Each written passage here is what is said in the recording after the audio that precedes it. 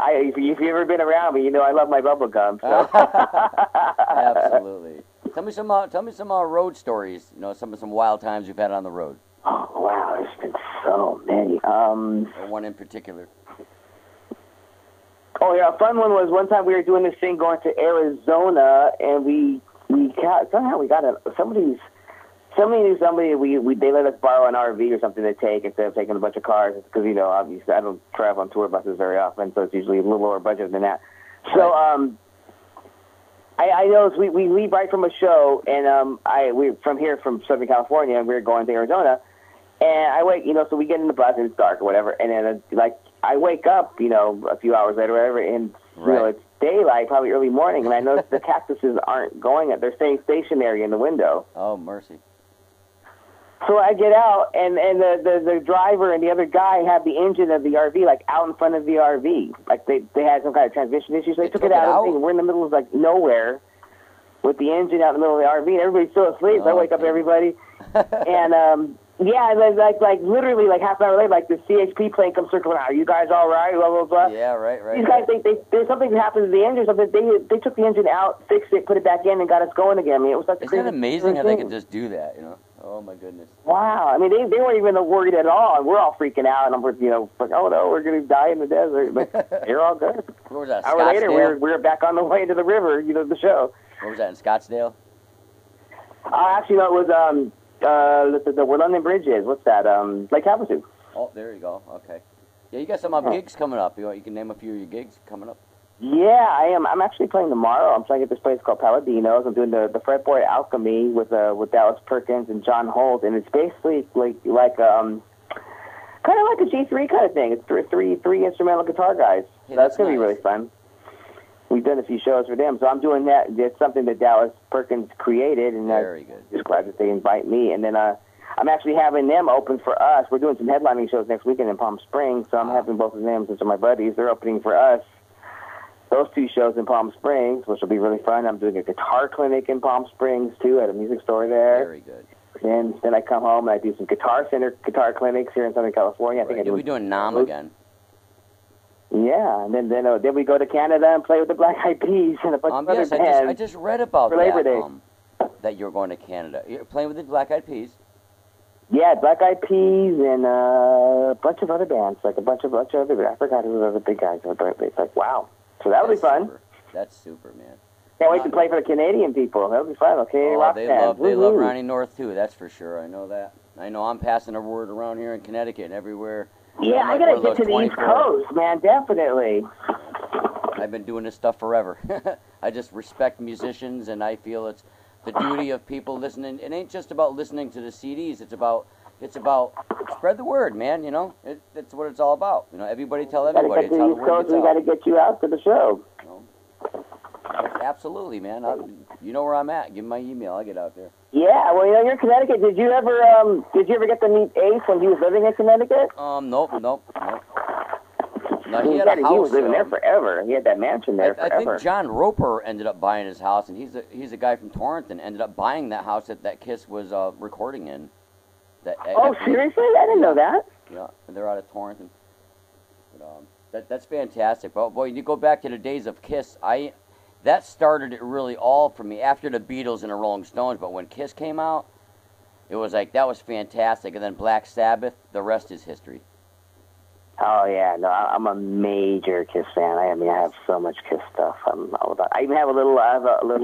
If you ever see me live, I have a little Ace Frehley action figure that's on the top of my rack. There you go. We got to get some Ronny North dolls. Yeah, we got to work on that, huh? Hell yeah, man. Another good idea that you came up with during our conversation. There we go, the Ronny North dolls. But that's fantastic. I've been listening to your music, for the last couple of years, and I was working for Radio Metal Storm there for a while. And for a while there, I did the Randy Rhoads tribute. Hey, what's going on with Radio Metal Storm? I'm not sure. I'm not sure what he's doing at the time. I'm sure he'll probably get back with it. But we parted ways for a little while. But no hard feelings or anything. But when things go down, you got to do other things. So I managed bands and stuff like that. But other than that, I haven't talked to Johnny in years. Johnny Lifeson, he's good people. Mr. Lifeson, he's a great guy. Yeah, just I'll mention. I'll tell him you said hi and stuff. Yeah, definitely. Sure they'll probably hear about us on YouTube. I'm going to put this up on YouTube for the fans and folks. Awesome. And other than that, I know that I'd like to know when you do you have any plans for like other guitars and other amplifiers, or like some advice for younger players? You have to definitely be in it for the long haul, and don't just get in it if you just want to get girls or you just want to be rich, because if that's all you want, you're wasting your time. Do it for the love of it first. I mean, when I started playing, it was just because I loved playing guitar. I mean, I had no, I didn't think that, people could become rock stars or whatever, right, exactly. Not that, I'll ever be one, but, I just did it for the love of it. It's just something that I just, once I started playing guitar, I was just hooked. I mean, this thing never left my hands ever. So, much to the dismay of everybody around me and my social life and everything else, because even to this day, you have to be, it's all or nothing with me, but, right, just do it for the fun. And if you become successful at it, that's great, but even if you don't, as long as you enjoy it, that's all that matters. So, absolutely, and stay away from drugs, and alcohol, and I'm not trying to down any companies, but I'm just saying it doesn't mix, Yeah, I'm probably the most square, I'm not going to say rock star, guitar, rock musician that you ever met. I don't, don't do any of that stuff. Right, exactly. Well, there was a time. I mean, I learned from watching Ozzy. Oh God, haven't we all? Gotta love him. Wow. I'm going to Ozfest here in Hartford, Connecticut, here on July. Actually, it's August 21st. Wow. No, we just saw him play 10 days ago. Ooh, with Gus G. Yeah. It was pretty effing cool. We played at the House of Blues here in Hollywood. Oh, great. Yeah, I heard about that. Yeah, I was surprised. it was last weekend, actually. No kidding. How was it? A really great show, huh? It was amazing, yeah. And how many times you get to see him in such a small place? Right. I know. That's amazing. That's amazing. Gus, how does Gus sound? Pretty good? Yeah, he's good. I don't want to rag on him or anything. I'm sure he's a really nice guy, but to me, and I'm so not right. I just don't think he's of the caliber of a Zach or a Randy or a Jake. A little lighter.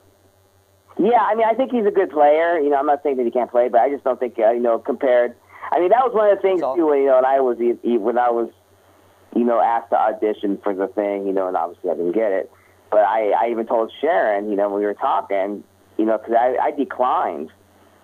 Definitely. The second time. The first time they had me, when I was really young, they had me send in a cassette tape, and they said how old I was, and they say, you're too young, we don't want to deal with it. Which, I get it. Okay, cool, whatever. Right. But the second time when they asked me, I came off stage at a show we were doing actually at Gazzari's. It was at Gazzari's when they asked me. Right, okay. And one of their guys, asked me, whether somebody worked for Sharon.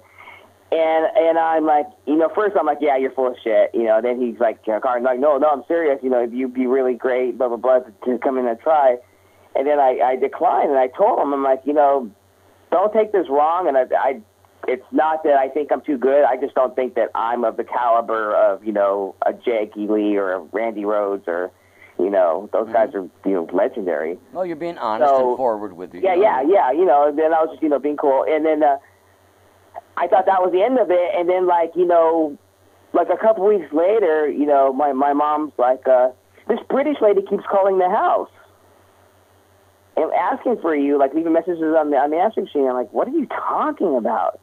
So this went on for, another week after that, and then, all of a sudden it was Sharon Osbourne? Yeah, it was. And one time, I was home, and she's like, well, she's leaving another message on the machine. Listen,